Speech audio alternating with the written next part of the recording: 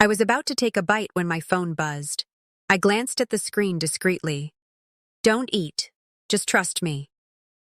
It was from my mom, sitting 3 seats away at the table. My stomach clenched. My husband, with his plastic smile, raised a glass. "Please enjoy." I knew something was very, very wrong. It was our first family dinner since I got out of the hospital. 3 months earlier, I'd lost the baby after a complicated pregnancy. Between all the tests, bed rest, and hospital time, I'd lost almost everything: weight, hope, peace. But his mother insisted on the dinner. Time to gather the family and move on. Now, with that text from my mom and all eyes on me, I felt anything but welcomed. My name is Jess. I'm 34, and this is my story. But before we continue, like and subscribe. It's a free way to support my work. At that table, my father-in-law, brothers-in-law, and my husband's ex seated like she belonged there. My heart raced.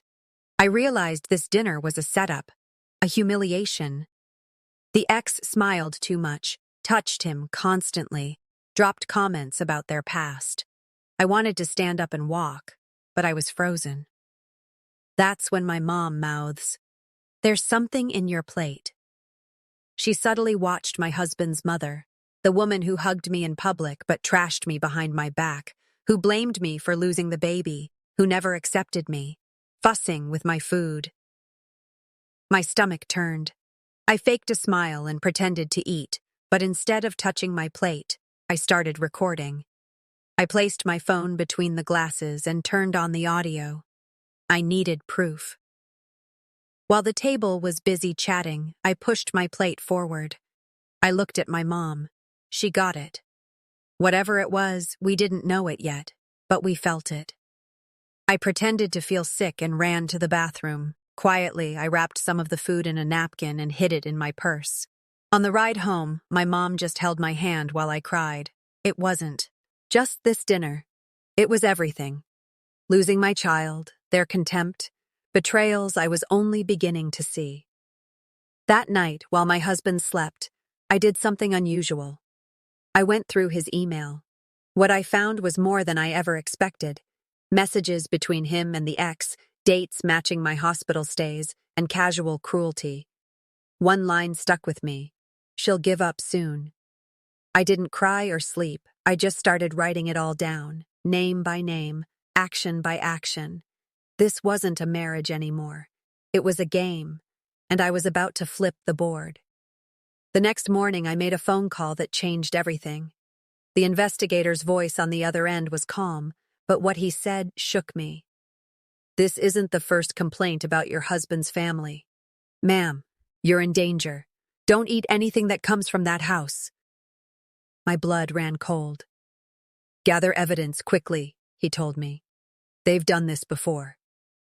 I hung up and looked in the mirror at my hollow eyes, pale skin. I realized I was exactly how they wanted me. Exhausted, broken, alone.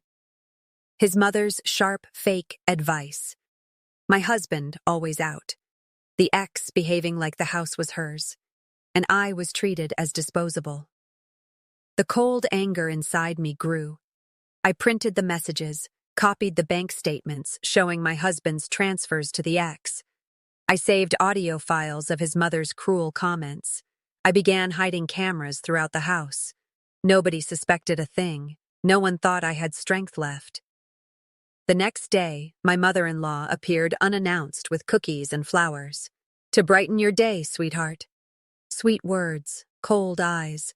She looked around and asked, "Feeling better?" I faked a smile. She offered to make tea. I let her. My camera caught every moment, including when she dropped something into my mug calmly, as if she'd done it before. I sent the video straight to the investigator. Less than 20 minutes later, he replied, "And we have enough to open a formal investigation."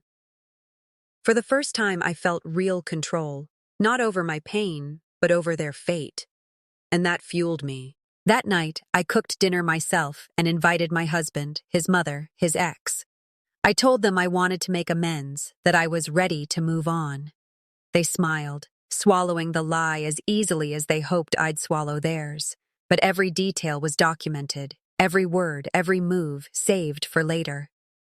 I poured wine and played the gracious hostess, while inside me, revenge was already in motion. They thought I was fragile. They didn't see I was orchestrating my escape. For weeks, I'd been feeling dizzy, nauseous, forgetful. Everyone told me it was just grief. Even I started to believe it. But then the investigator called, his voice tense. "Mrs. Parker, the substances in the cookies and tea are toxic. Not a fatal dose, but with continuous exposure, it causes the symptoms you describe. You can't stay in that house any longer. I'm forwarding the evidence to the prosecutor. In the meantime, leave, now." It was no longer about revenge. It was survival. I lied to my husband, saying my mom had fractured both her arms in a fall and needed me indefinitely. I packed my bags, laptop, hard drives, everything I needed to keep watching the house. He didn't even protest. "If you want to stay longer, go ahead. Might be good for you," he said. From a rented room across town, I accessed the cameras I'd installed. I watched as his mother arrived, snooped through my bedroom. The ex settled on my couch as if she lived there. My husband played my piano as though it was his, not ours. It cut deep, but it fueled me. From that hiding place, I began writing it all down. Every move they made became another piece on my revenge board. I filed an anonymous complaint at my husband's job, attaching proof of the suspicious payments to his ex. Days later, he was placed on investigative leave. He thought it was just bad luck or jealous co-workers, but I knew it was my doing. Calm, calculated, and invisible. His MOT. Her started to feel the heat, too. The ethics board demanded a hearing. Her clean image crumbled, and she had no idea where the blows were coming from. Meanwhile, the ex got subpoenas for illicit funds. One by one, the walls were closing in. A week later, I met my sister-in-law, the only one in the family who seemed to have a conscience. She was leaving town and handed me a flash drive. "It's the last piece of the puzzle, Jess." On the recording, my husband saying, "She's more useful alive than dead, but if she keeps getting in the way..." His mother murmured something. The ex laughed. That was the last straw. I sent the audio to the investigator. He requested a meeting with the prosecutor and advised, "Stay silent. We'll bring them down once the evidence is airtight." Time for the next step. I created a fake profile and posted anonymously in a Facebook whistleblower group. No names, just details only someone inside the family would know. Within an hour, it went viral. That very night, I received an anonymous email. "You don't know me, but I sat near your mother-in-law, husband, and the blonde at the cafe. I think you need to know what I overheard." The email described their whole conversation, discussing my recent behavior, a document she needs to sign before she gets suspicious. And if I refused? "We're already working on it. Her emotional state is hanging by a thread." The cafe matched my husband's credit card records. Details checked out. It was real. The email ended. If it were me, I'd want someone to say something too. With this, I sent everything to my lawyer. She took a breath. "We have enough for a formal complaint, but this story is still bleeding. If you want it to bleed slow, this is the moment." I agreed. I started turning my story into whispers echoing across town. Encrypted files, edited audio clips, message screenshots. I sent the message to several all Facebook groups, unsigned, simply captioned. She trusted them, they laughed. In under 2 hours, it was already viral. That night, he called. "Jess, do you know what's going on? Someone's setting me up. They're destroying me. You'd tell me if you knew anything, right?" I said nothing except, maybe it's just the universe putting everyone in their rightful place. The crack in his voice was the first sign of their defeat. Next morning, my lawyer called me with even more disturbing news. "Someone mailed us an old medical file in your name, from before you ever met your husband. There's something off about it." The document, signed by Dr. Helen Parker, my mother-in-law's maiden name, was a psychiatric report, diagnosis: emotional instability, possible adjustment disorder. The hospital's receptionist confirmed it was real, added to the system, at the family's request. But I'd never gone to that hospital. Or had I? My mom finally confessed. Years ago, after a terrible car accident, I'd been hospitalized, and one of the doctors was a family acquaintance. She'd trusted the doctor, thought it was a precaution. Records disappeared. My memory of those months was blank. A marginal note on the file read, APE, Assessment of Parental Eligibility. In 2018, I wasn't even thinking of becoming a mother. Was it added later, or had someone planned to interfere all along? Now I understood. This was no longer just family drama. This was institutionalized manipulation. I sent all evidence to my lawyer. She replied, "If your mother-in-law used her professional access to fake or manipulate records about you, it's a federal crime." The case deepened. I started drafting a new, anonymous complaint, this one focusing on criminal misuse of medical records, naming Helen, including her background, manipulated documents, everything. For the first time, I named names, listed initials, dates, locations. 3 days later, an investigative journalist messaged, "I need to speak with you. I know this doctor. What she didn't lied to you wasn't the first time." On the call, her voice was steady but heavy. "We've been watching Helen Parker for years, always in cases where vulnerable women lose everything. You're not the first, Jess, and maybe not the last." The journalist took only 24 hours to cross-reference my case with 2 other women, 3 different victims, one name, Helen Parker. Chaos spread quickly. My husband was officially suspended. The ex was summoned to testify about illicit funds. My mother-in-law vanished, gone from the house, the hospital, social circles. But I knew she was hiding, waiting for the bomb to explode, and she had no idea how big it would be.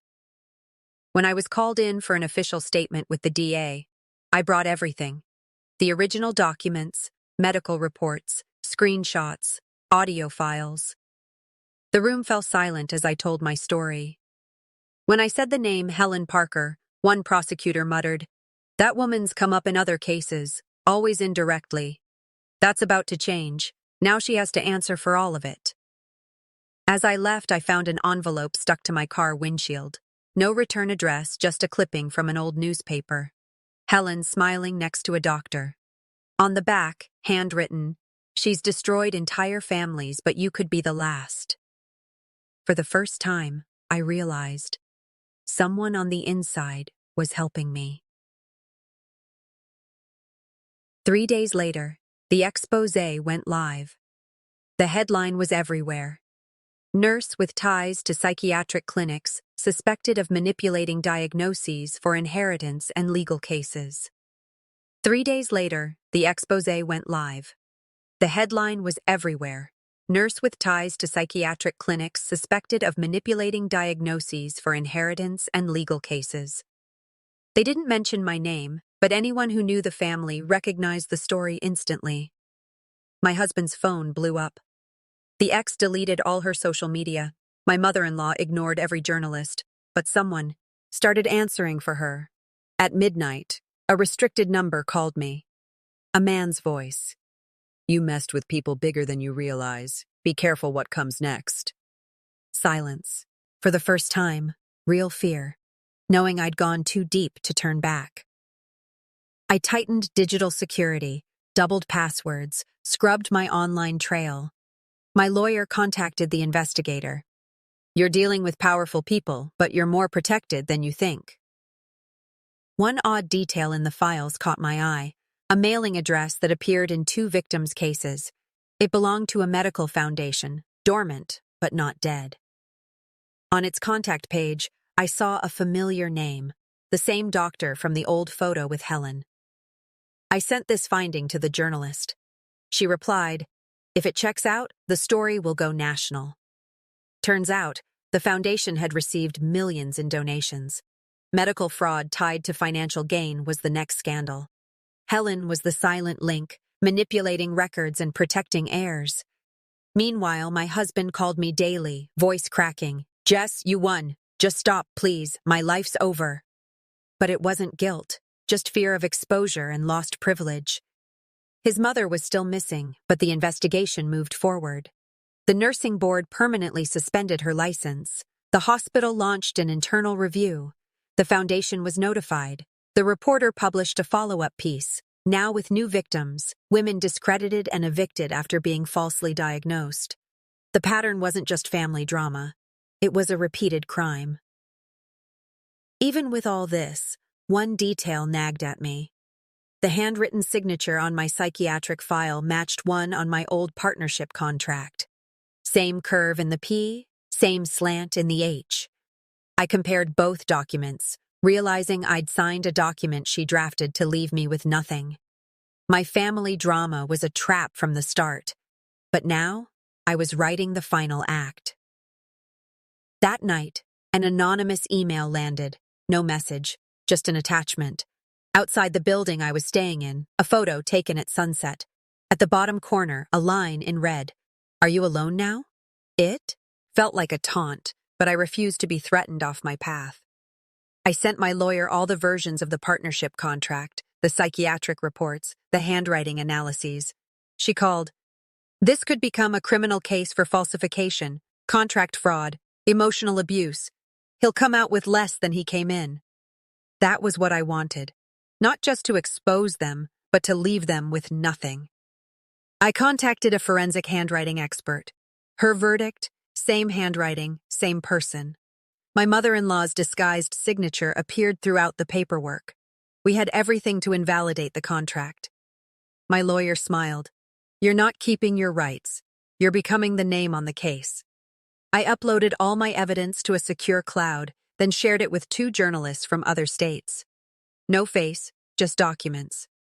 3 names: Helen Parker, Ethan Parker, and the ex-wife. Labeled, dated, organized. There was no way to cover it up anymore. Their side was panicking. The ex deleted everything. My mother-in-law's phone was disconnected. My husband tried reaching my mom, claiming concern for my mental state. She answered, "Jess isn't crazy. She's just not quiet anymore." For the first time, I truly felt her on my side. The investigator finally reported Helen's location, a cousin's house, far from home. She was trying to spin herself as a victim, but the reporter was already en route. Prosecutors in that state were ready, and more victims started to speak publicly. It was just the beginning of her fall, slow, devastating, unstoppable. But threats kept coming. By mail, I received a sheet of paper. "You're going to lose everything if you keep going," signed by a lawyer who defended only criminals. Helen still had allies, but I had people on the right side. The next morning, my phone buzzed. My cloud folder had been downloaded over 20,000 times in 6 hours. The truth was spreading fast, but attacks intensified. Someone tried to hack my bank account. They were desperate. Then, out of nowhere, I received an encrypted email from a former colleague of Helen's, a psychiatrist she had framed and fired. He described how Helen falsified assessments, altered prescriptions, and instructed others to sedate patients for easier consent. I sent it to my lawyer and the journalist. Both verified it as real. Helen's record now included serial evidence of criminal medical abuse, more than just family drama or revenge. The third exposé went live with Helen Parker's full name and history. Public response was swift and furious. The National Medical Board made a statement. The hospital froze her accounts for audit. My husband crumbled, begging forgiveness. I got involved because I was weak, stuck between them. I had no idea how deep it went. I answered, "You weren't trapped. You were comfortable." Because guilt couldn't fix the pain he caused. My lawyer filed a joint action. Partnership annulment, emotional damages, a freeze on both his and his mother's assets. The judge granted everything.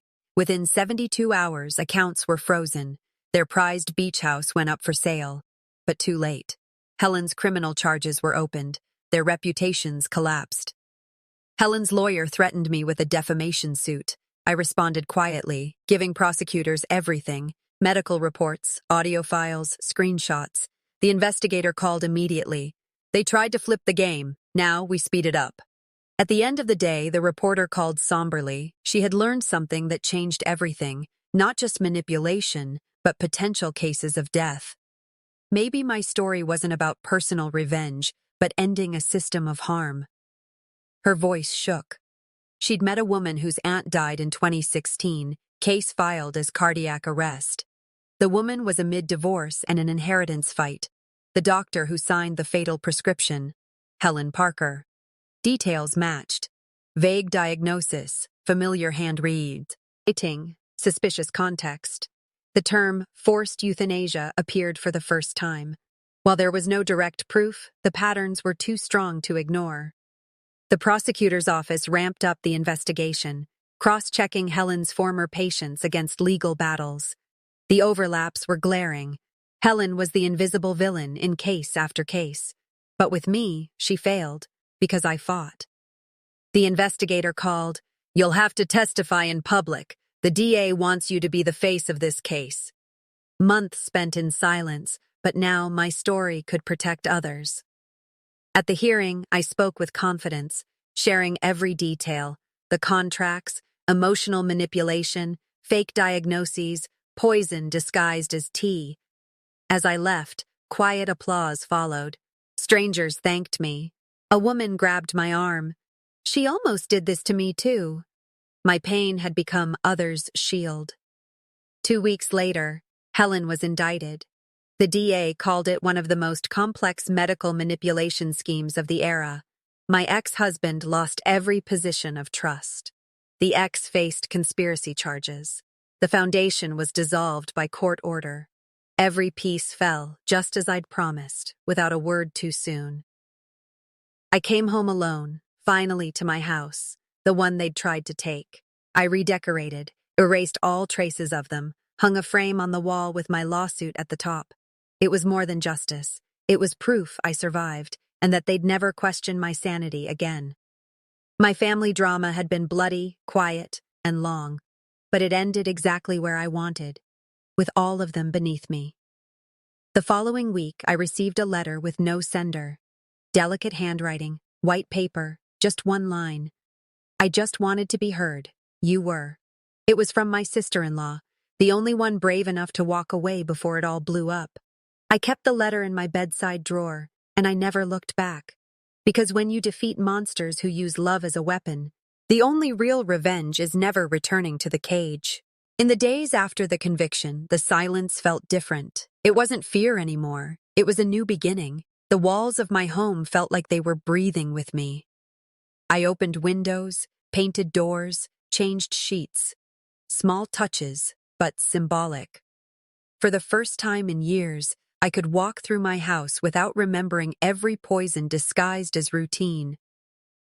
Revenge had cleared the ground, but rebuilding was a whole new battle. Learning to live again was harder than planning their downfall, because revenge gave me focus, purpose. Now I had freedom, but also a mirror watching me all the time. The Jess who survived wasn't the same woman who entered that marriage. I was someone else now, tougher, sharper, less romantic, but more myself. I started therapy. Slowly, I realized that justice heals wounds, but doesn't erase scars. My mom came closer again. Our conversations, once strained, were now gentle. She apologized for the past, for being silent, for trusting the wrong people. She said she was proud I hadn't lost my mind through all this. I told her I did lose it, just in a lucid way, and that's what saved me. She cried. So did I. Sometimes the biggest family drama is silence between mother and daughter. We broke that together. The reporter reached out again. The article had been nominated for a national award, but she wanted to thank me for something else, for showing that not every revenge is loud. Some are made of files, patience, and courage. She said more women came forward after my hearing, cases had been reopened, that Helen Parker's name, once feared, now caused nausea inside institutions. That was more than I ever dreamed of. I started writing everything down, not to publish, just for me so I'd never forget, so I'd never accept so little from anyone again. I turned my story into personal chapters. I wrote about the day I got the do not eat message, the day I was caned, held unstable, the day I was almost erased by a woman who thought she could toy with someone else's pain. And I wrote about the day I no longer needed revenge because it was already done. I got a message from my ex-sister-in-law. She'd moved to another state with her newborn baby. She said she was naming the little girl Jess because you showed me what strength without shouting looks like. I cried for hours. It wasn't about glory or status. It was knowing my pain wasn't wasted. That someone who watched it all understood there's life after abuse and justice after silence. Some nights I still wake up startled. My body remembers what it felt like to be trapped in a hostile place. But now I get up, breathe, and remind myself I got out. They tried to destroy me from the inside but ended up exposed from the outside.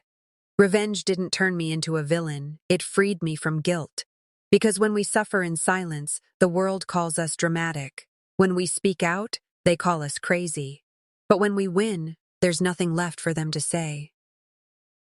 Then one day, the phone rang. Private number. A calm female voice said only, "You know me, but you don't know what I know." Before I could respond, she added, "Helen didn't do it alone," and hung up. That sentence echoed for days. I tried to remember voices, faces, people I'd overlooked while fighting to survive. But nothing came until the reporter sent me an email. "You need to see this." Attached was a letter from a former financial director of the foundation where Helen worked. The man claimed Helen never made decisions alone. There was always a man behind everything, a retired attorney named Arthur Bellman. When I read it, my stomach flipped. Bellman had been the family lawyer on my father-in-law's side. According to my mom, he helped with the brief hospitalization I couldn't remember. I researched everything. His name appeared in 3 other. Helen connected stories, always in the background as donor, legal advisor, family representative. Never in scandals, but part of every structure. That's when it hit me. Helen was just a piece, cold, cruel, the executive, but someone was funding it, covering for it, cleaning the trail. My revenge was nearly complete, but I hadn't found the source yet. I took the name to the DA's office. The investigator confirmed Bellman had appeared in past complaints, but was always shielded by reputation and connections. "We're drafting a formal request to break banking confidentiality," he said. I asked, "Will that arrest him?" He replied, "Maybe, but it'll hurt more if it goes public first." I smiled. For the first time, this revenge wasn't just mine. It belonged to the whole system. While gathering evidence, I found something that knocked the wind out of me. Bellman had signed off on the registry office that validated my marriage contract. He was listed as technical verifier, meaning he knew about the scam from day one. This wasn't coincidence. It was a project, a legal manipulation scheme built with surgical precision. I handed everything to the reporter. She published a new article, "The Man Behind Helen Parker: How a Shadow Lawyer Bankrolled the Country's Largest Emotional and Financial Manipulation Scheme." Arthur Bellman's name was front and center. While he scrambled to block the article in court, I was at the courthouse signing the new petition. Jess Parker versus Arthur Bellman et al.